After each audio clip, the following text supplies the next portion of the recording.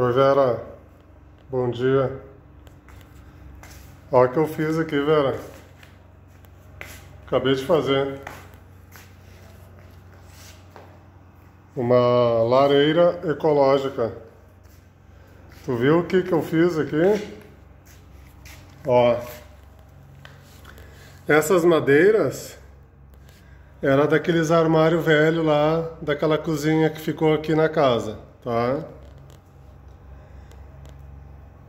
Essas pedrinhas aqui, ó, é o mármore que quebrou do balcão que eu tirei dali, né? Que tinha uns pedaços de mármore aqui no canto aqui.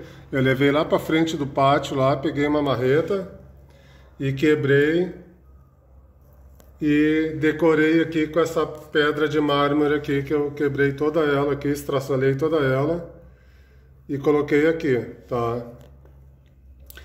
Debaixo dessa pedra de mármore, dessas pedrinhas de mármore, eu botei uma camadinha de brita,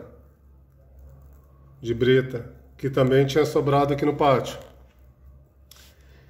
E esses três coisas aqui que tu tá vendo, são 3 pistão de motor de carro, que meu pai ia botar fora, que ia lá pro ferro velho.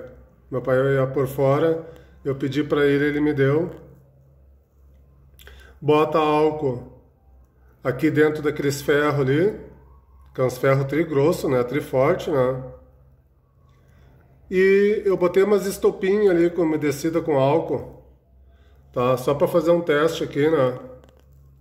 Mas depois não precisa colocar, porque senão quando estiver apagando o fogo, daí vai cheirar queimado daí. Vai tri quentinho aqui na volta, aqui, ó. Isso se chama uma lareira ecológica. E daí fiz isso, tá? Sem gastar nenhum material.